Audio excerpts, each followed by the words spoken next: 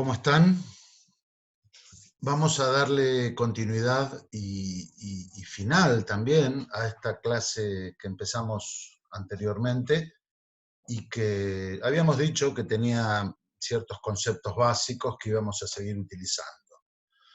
Específicamente vamos a hablar ahora de la patogenicidad bacteriana. Explicamos la clase anterior lo que significaba el término patogenicidad, con lo cual sabíamos que era esa capacidad para producir enfermedad. Pero ahora sería bueno decir por qué ocurre, cómo ocurre, qué son los factores de patogenicidad. Bueno, en realidad la patogenicidad bacteriana está dada por un conjunto de estructuras especializadas, por ejemplo, podría ser la cápsula, la que más nos va a ocupar, una serie de mecanismos bioquímicos, capacidad para producir enzimas, capacidad para producir toxinas y determinadas características funcionales de la bacteria que en conjunto van a hacer que se produzca la enfermedad. Se ha avanzado mucho en todo esto en los últimos años, por lo cual se puede explicar qué función tiene cada uno de estos determinantes o factores de patogenicidad para causar la enfermedad. Sin embargo, se debe reconocer que la patogenicidad es compleja y multifactorial, porque rara vez existe algún mecanismo que sea el único que determine el causante de la enfermedad.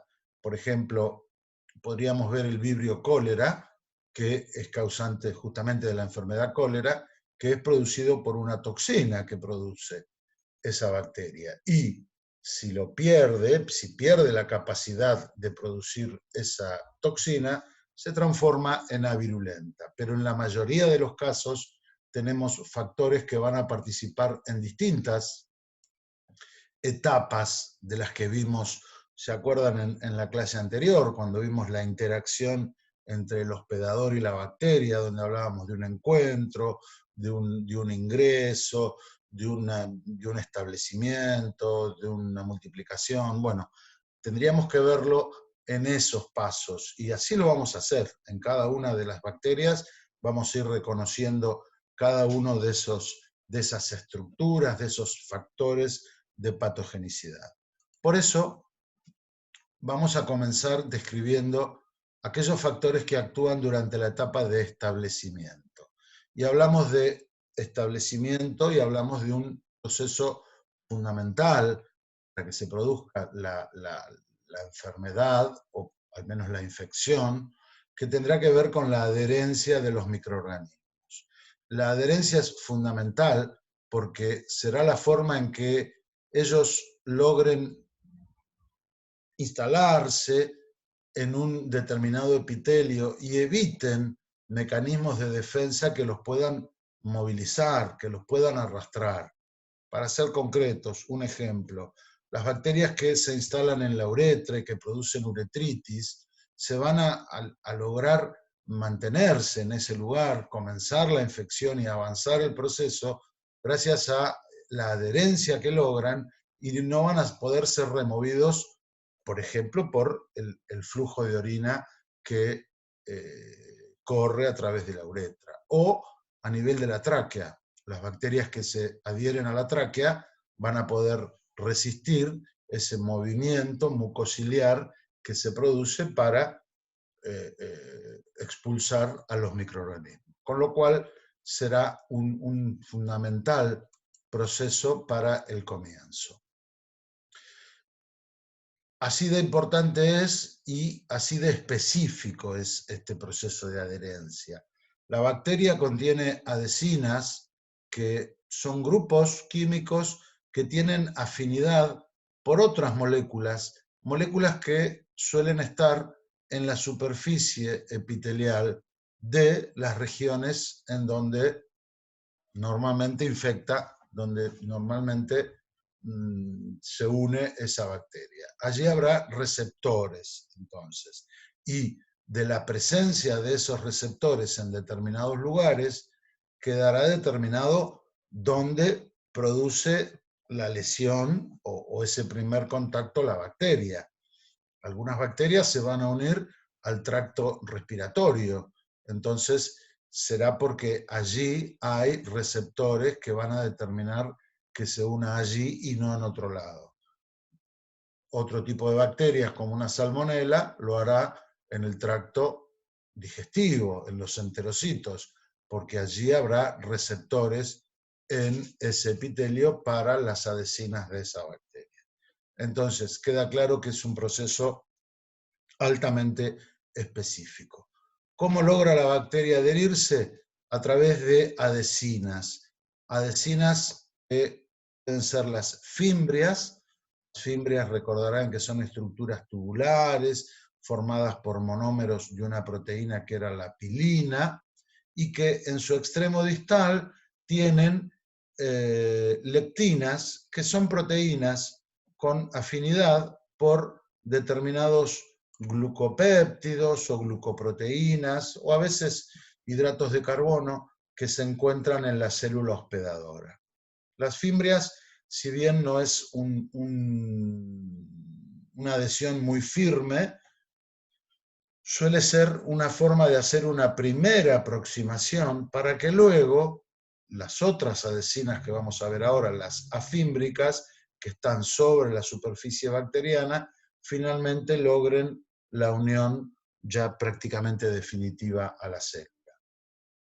No es uno el tipo de fimbrias que hay en las bacterias, se han llegado a encontrar hasta 12 tipos distintos de fimbrias en una especie bacteriana, y esto de alguna manera nos habla de que tiene distintos receptores y distintas formas de unirse a la célula que va a infectar. Tampoco es una unión muy rígida, muy estable, ya que suelen romperse y se van perdiendo a través de una infección, de un proceso infeccioso de una bacteria, se van perdiendo fimbrias y a su vez van formando nuevas fimbrias, con lo cual no deja de ser este un mecanismo que facilite la invasión, porque esas nuevas fimbrias tienen determinantes antigénicos distintos a las originales, y con esto, de alguna manera, podrán estar evadiendo la respuesta inmune del hospedador. Decíamos que las fimbrias es un tipo, y después están otro tipo de fimbrias que son las adhesinas afímbricas, que están ubicadas sobre la misma superficie de la bacteria.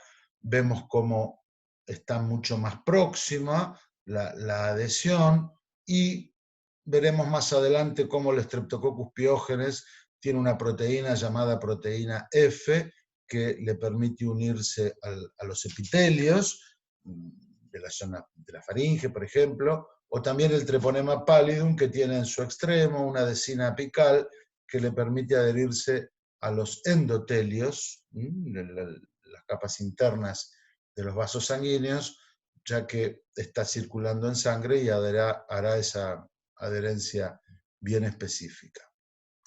Un tercer tipo de adhesinas podríamos nombrar a las pseudocápsulas. El nombre de pseudocápsulas hace alusión a algo parecido a las cápsulas en cuanto a que rodean a la célula, en que son polisacarídicas también, pero son de una estructura mucho más laxa que una cápsula. Staphylococcus epidermidis es un muy buen ejemplo de adhesión gracias a una pseudocápsula que le permite adherirse principalmente a superficies inertes. Así es como se une a las sondas, a los catéteres, a las prótesis, y es muy difícil de remover. Así forma una estructura de microcolonias que quedan adheridas fuertemente a las superficies inertes. Esto en cuanto a la adherencia de los microorganismos. Veamos qué otras estructuras hay que van a permitir que continúe el proceso, y veremos los factores de patogenicidad que actúan tanto en la etapa de diseminación como de multiplicación y de daño. Vamos a empezar nombrando los órganos de locomoción y quimiotaxis bacteriana. Sabemos que algunas bacterias poseen flagelos, le permiten la movilidad y también le permiten dirigirse, trasladarse a zonas que son más ricas en nutrientes. Esto, denominado quimiotaxis bacteriana, es un proceso muy importante en el mecanismo que va llevando adelante las bacterias. En otro caso, la locomoción le permite penetrar dentro de los epitelios, como sería el caso del Treponema pallidum, que tiene un movimiento en tirabuzón que le facilita la penetración de los epitelios. Las bacterias suelen presentar enzimas, enzimas que liberan, exoenzimas, que ya iremos viendo en cada uno de los casos, pero nos vamos a encontrar en algunos casos que tienen hialuronidasa, una enzima que degrada el ácido hialurónico del tejido conectivo, lo cual va a ser fundamental para que se disemine. Otros tienen ADNasas o DNasas, que son capaces de degradar el ADN de los leucocitos y así disminuyen el pus que se encuentra en las regiones donde, la viscosidad del pus que se encuentra en las regiones donde están infectando, y de esa manera también va a facilitar su diseminación.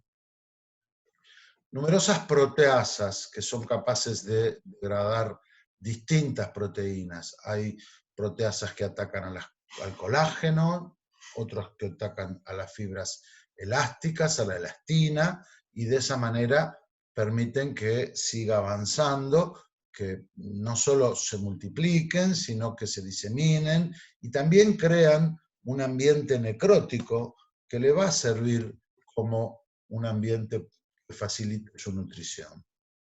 Hay algunas que son específicamente fosfolipasas, que son capaces de destruir los fosfolípidos que tienen las membranas celulares, y con esto destruyen las células. Específicamente, las hemolicinas son capaces de actuar sobre las membranas de los hematíes, produciendo su lisis. Así recordaremos las hemólisis que producen determinadas bacterias. En este orden de atacar membranas, algunas son específicas hacia las membranas de los leucocitos, con lo cual reciben el nombre de leucocidinas. Pasamos a otros factores que son los siderófagos. Los siderófagos hay que entenderlo de la manera que las bacterias necesitan para su vida, las bacterias patógenas especialmente, necesitan de hierro. De esa manera, entonces, el hierro, que en el cuerpo es sumamente escaso, porque es recuperado a través de proteínas, la lactoferrina, por ejemplo, es la encargada de recuperar el hierro para volver a utilizarlo. Bueno, las bacterias, como necesitan ese hierro y están muy escasas en el cuerpo, presentan moléculas bastante complejas, compuestos que tienen gran afinidad al hierro, que se lo roban, son capaces de sacar, de tomar el hierro, adherirlos y utilizarlos para su metabolismo. La aerobactina, la enterobactina y otras muchas, en este caso son de Escherichia coli, pero hay muchos siderófagos que le favorecen la obtención de hierro a las bacterias. Otro factor de patogenicidad importante va a tener que ver con una endotoxina que tiene que ver con el lipopolisacárido. Recordarán ustedes que las bacterias gram negativas tienen, además de la membrana celular, además de una fina capa de peptidoglicano, tienen una membrana externa. En esa membrana externa tienen un lipopolisacárido, como su nombre lo indica, formado por un lípido A, un polisacárido que es inespecífico, y después el antígeno somático, el antígeno O, que hace una cadena lateral que justamente le da especificidad. Bueno, cuando la célula se lisa, este lipopolisacárido produce en el organismo un efecto tóxico que cuando está en bajas cantidades produce fiebre. En mayores cantidades es capaz de producir hemorragias, hipotensión, trombocitopenia, es decir, disminución de las plaquetas, e incluso leucopenia, o sea, disminución de los leucocitos. Este proceso puede llegar a dar un cuadro de coagulación intravascular diseminada por activación de todo el proceso de la coagulación y finalmente puede llevar a la muerte en los casos de shock endotóxico.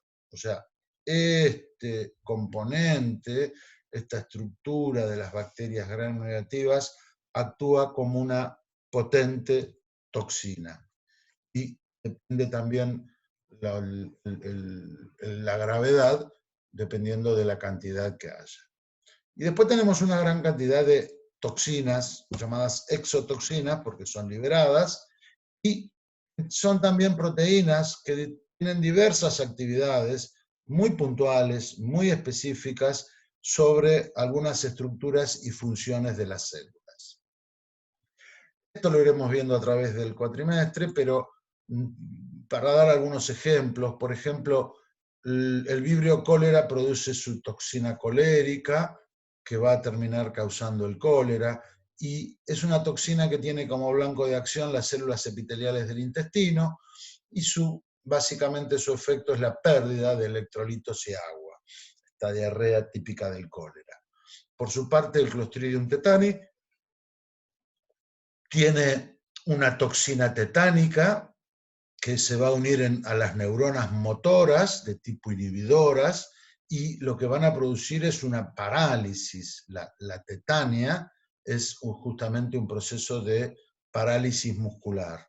La toxina de Shigella dysenteriae actúa sobre las células del epitelio entérico y produce inhibición de la síntesis de proteínas. Y así vemos cómo cada una tiene una acción específica, un blanco específico, causando desde inhibición de la síntesis, parálisis o efectos sobre cada célula en particular.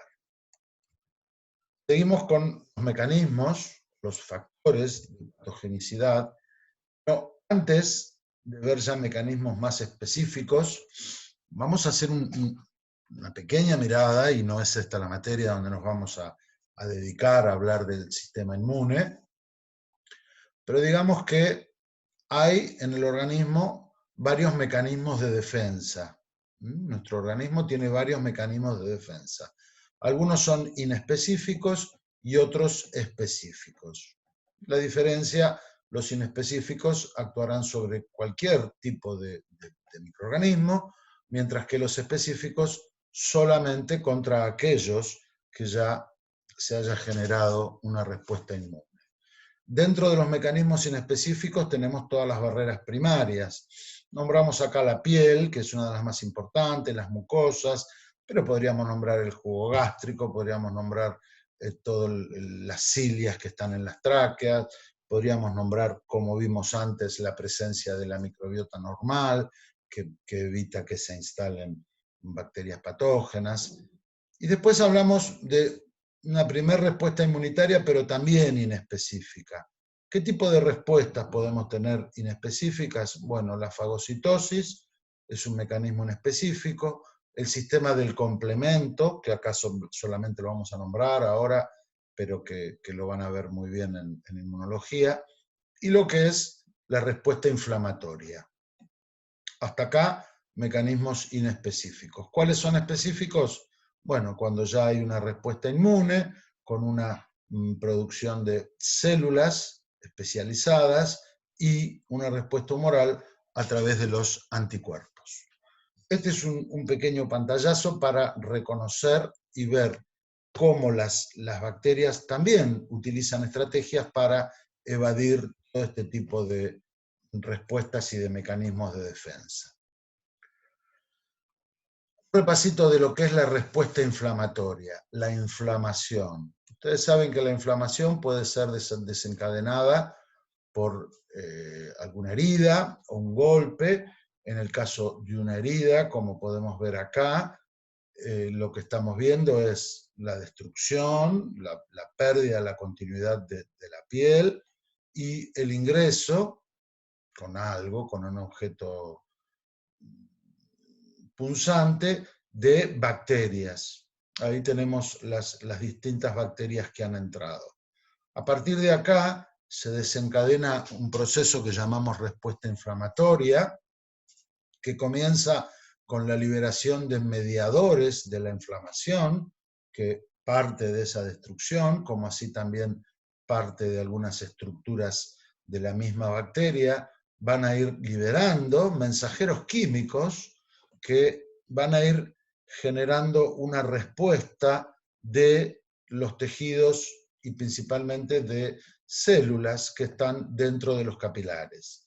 Acá tenemos un capilar sanguíneo que está pasando cerca del lugar donde se produjo la herida y que en respuesta a estos mensajes químicos comienza a haber una dilatación de los vasos sanguíneos. Esta dilatación hace que salgan proteínas del suero porque permite que se extravasen proteínas y por supuesto el plasma.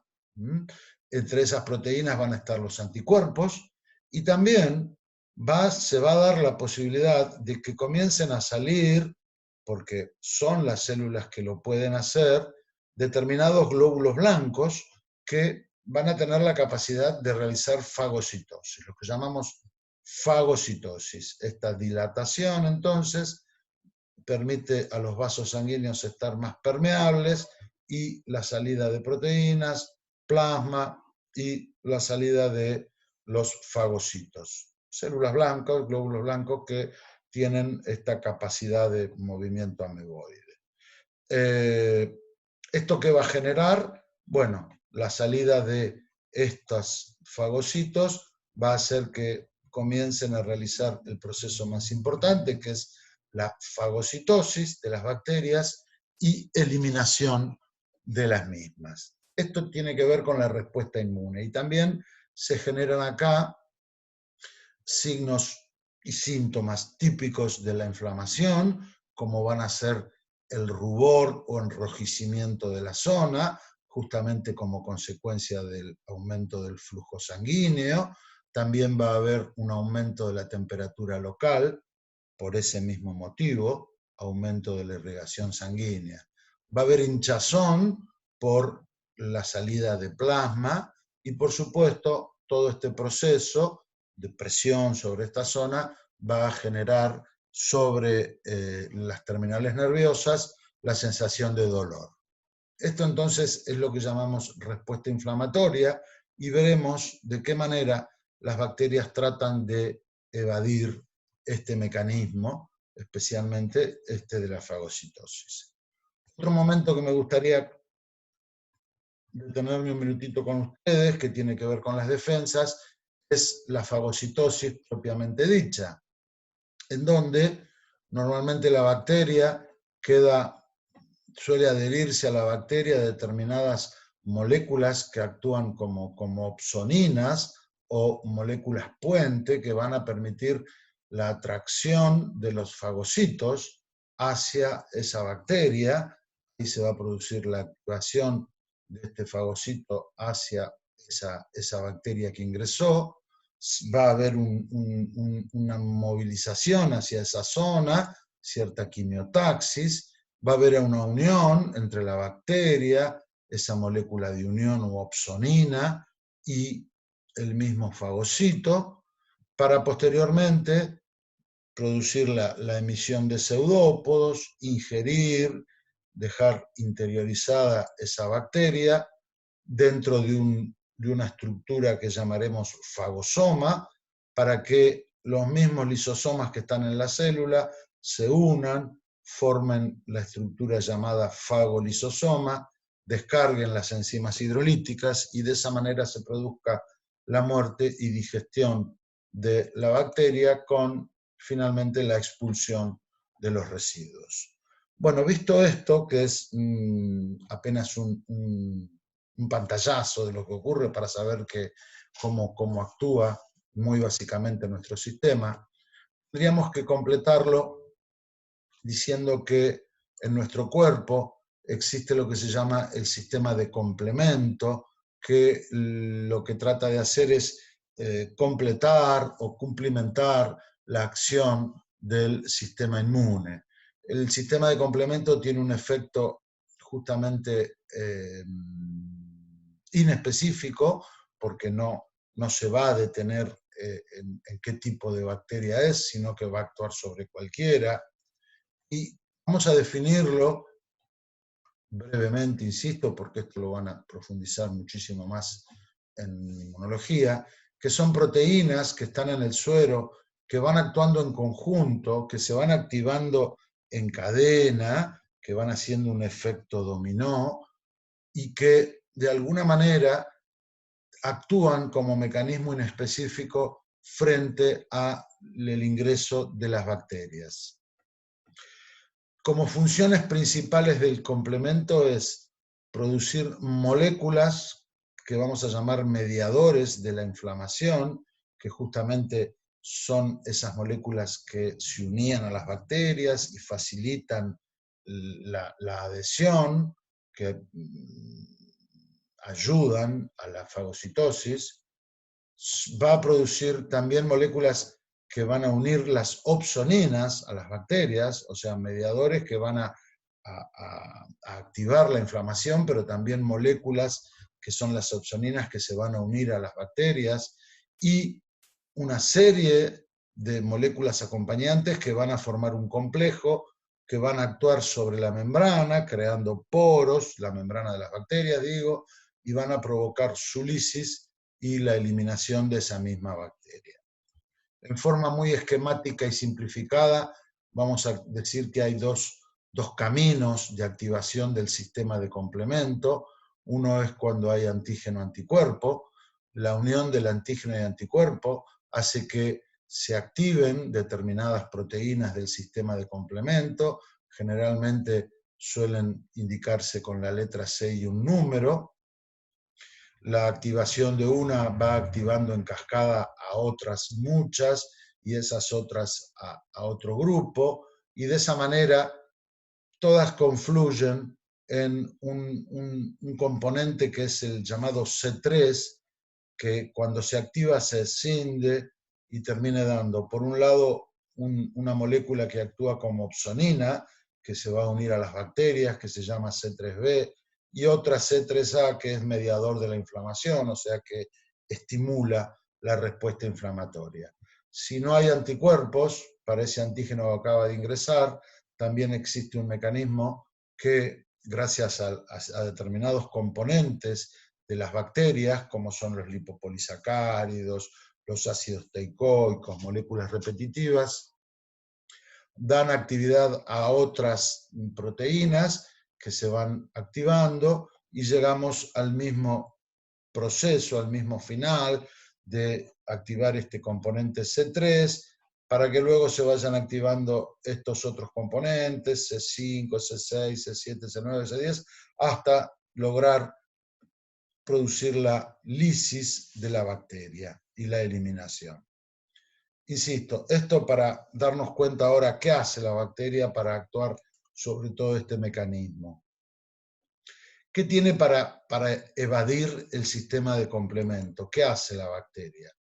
Bueno, tiene distintos mecanismos. Uno de ellos es enmascararse, cubrirse con cápsulas y pseudocápsulas. De esta manera, las moléculas que son, como decíamos recién, propias de la bacteria y que son capaces de activar al sistema de complemento, quedan enmascaradas, quedan cubiertas y no se activa el complemento. Otras veces es un tipo de lipopolisacárido que suele tener la cadena lateral, el antígeno O somático de un tamaño más largo, con lo cual no llegan a unirse esas opsoninas, esas moléculas que eran las que atraían de alguna manera a los fagocitos, y por lo tanto también evitan esa acción del complemento.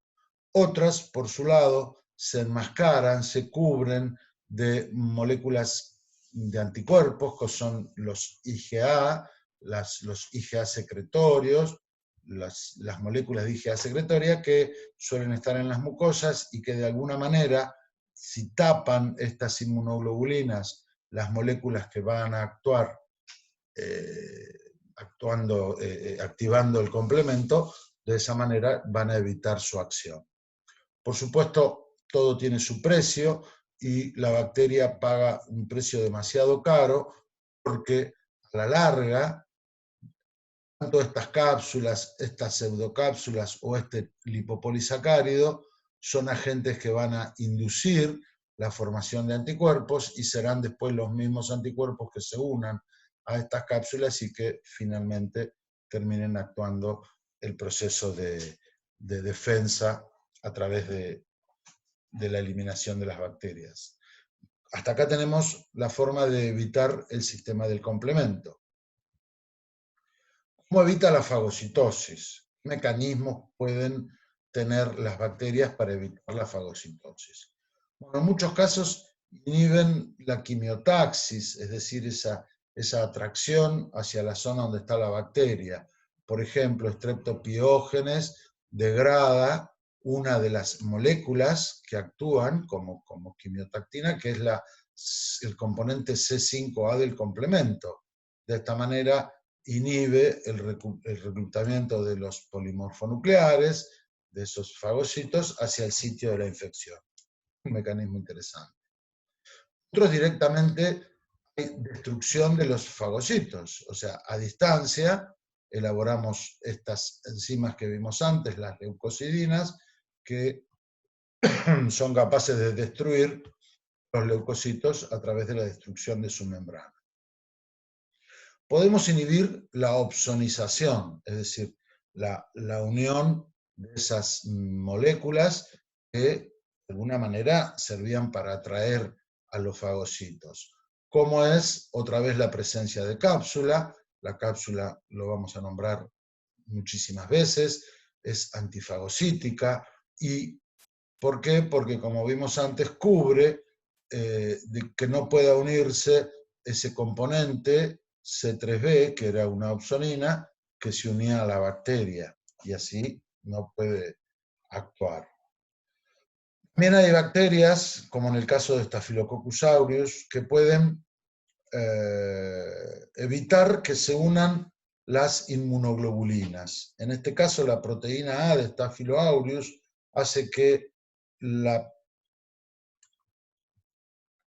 el anticuerpo que tiene una inmunoglobulina, suele tener cadenas livianas y cadenas pesadas, se denomina fracción FC a este sector y se denomina fragmentos FAB.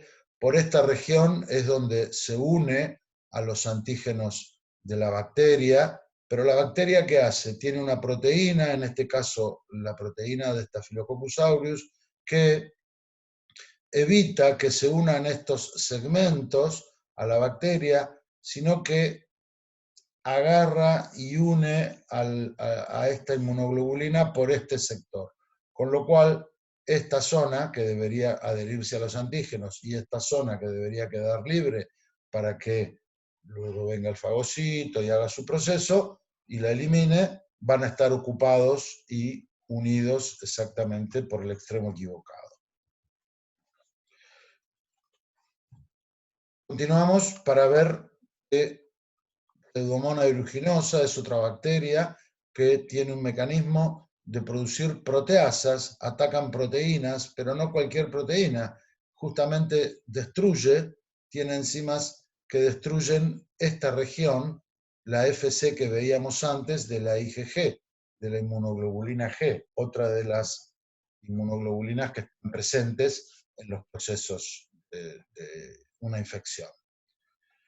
Vimos cómo era la fagocitosis, vimos que quedaban dentro de un fagosoma. Bueno, las rickettsias, otro grupo de bacterias, son capaces de escapar del fagosoma, atraviesan la membrana del fagosoma y se van al citoplasma.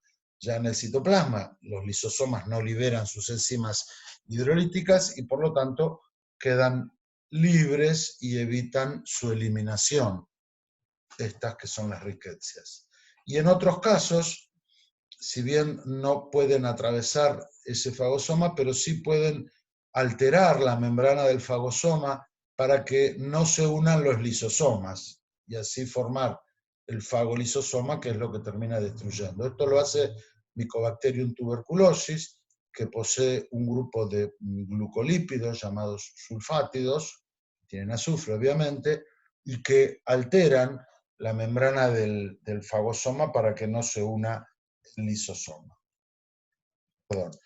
Me había quedado algunos mecanismos como inhibir todo el camino oxidativo, que es la forma en que se eliminan las bacterias a través de la producción del peróxido de hidrógeno, por ejemplo, produciendo una enzima protectora como es la catalasa, que va a transformar el peróxido de hidrógeno en oxígeno y agua. Finalmente, para dar estos mecanismos, estos factores, también pueden evadir directamente ya la respuesta inmune adaptativa, es decir, la formación de anticuerpos y la formación de células ya especializadas. Muchos utilizan lo que se llama la variación antigénica, es decir, lo nombramos antes, Neisseria gonorrhoeae, bacteria causante de una de las más antiguas enfermedades de transmisión sexual, que es la gonorrea.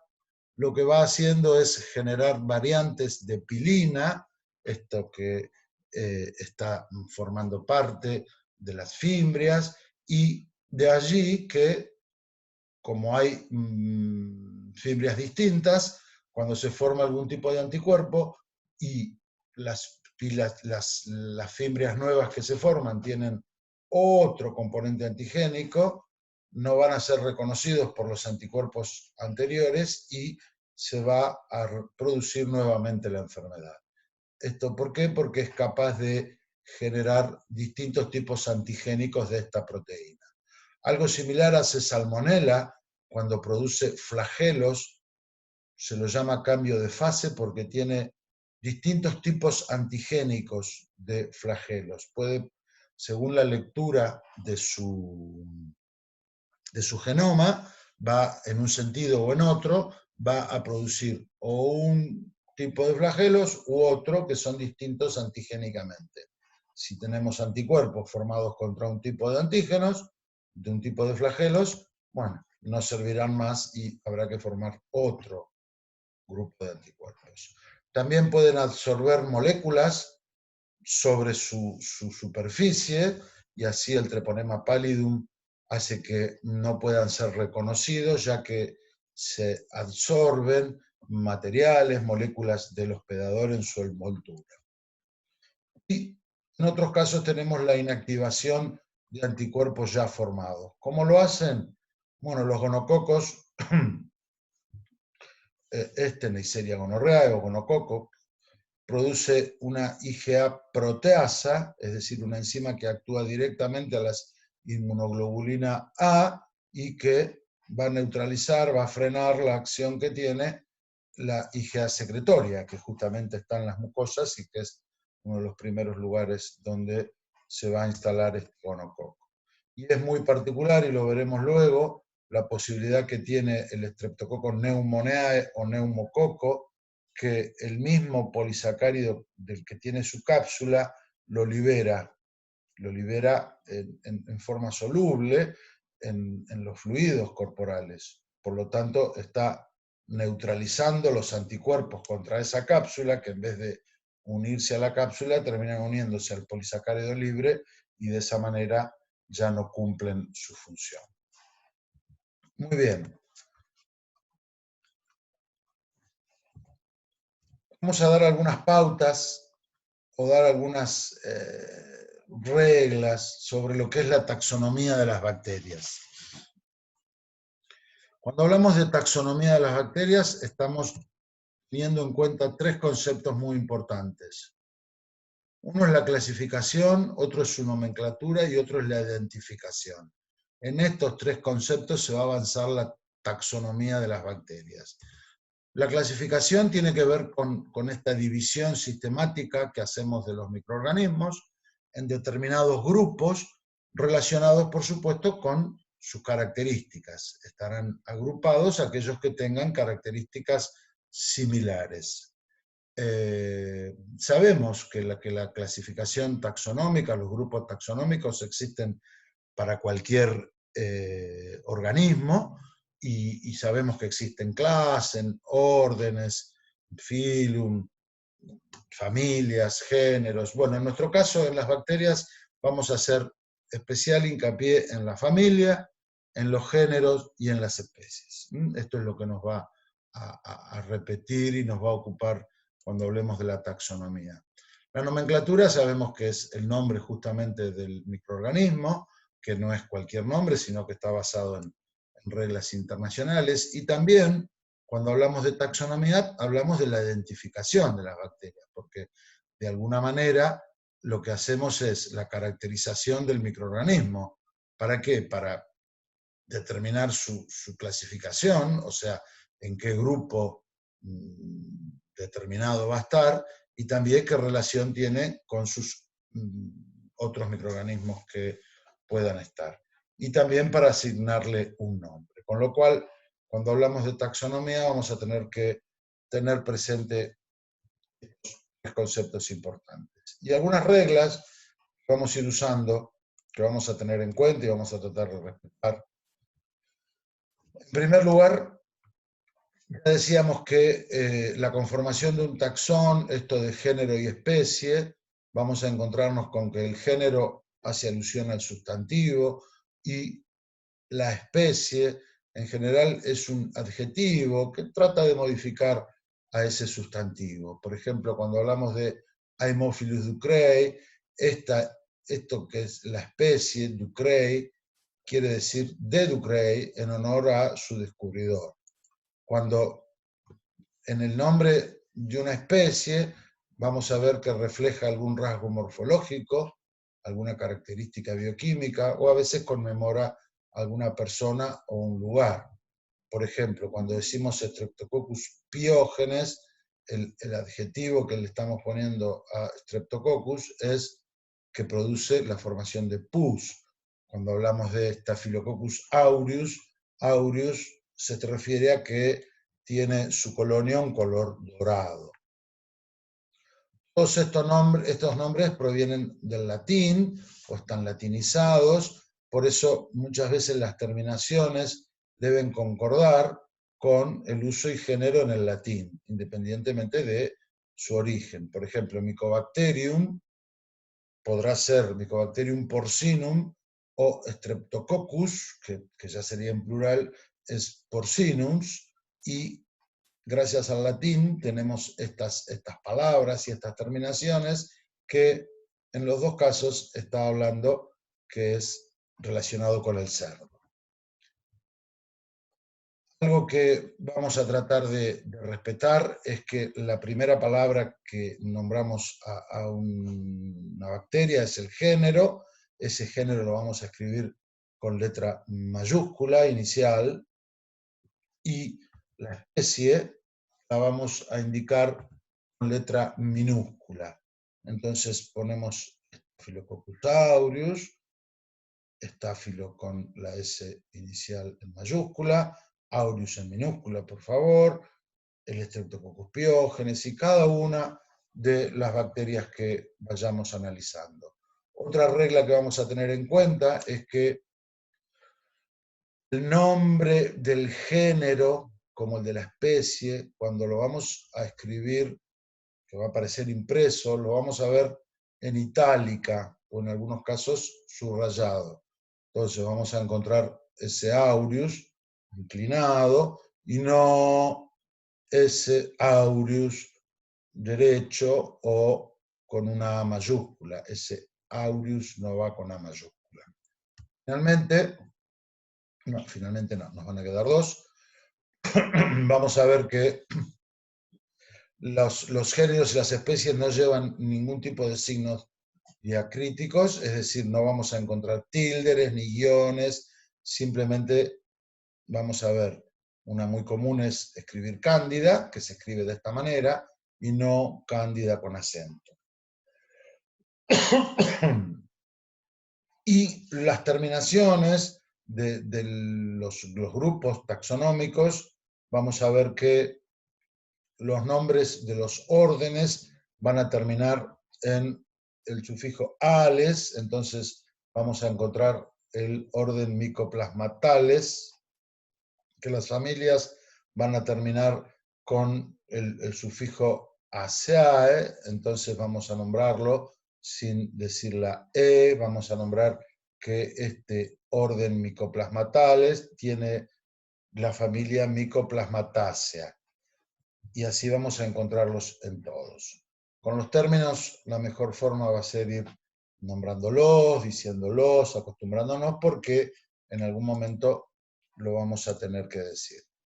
Bien, y para terminar, y ahora sí, vamos a hacer una especie de mirada hacia el futuro, de cómo vamos a ir analizando los distintos grupos bacterianos, y vamos a tener este que algún autor propuso, de una organización jerárquica de las bacterias de relevancia clínica, con base de algunas características típicas. Por ejemplo, vamos a empezar a ver bacterias de importancia clínica, cómo las vamos a clasificar de acuerdo a las propiedades de la pared celular.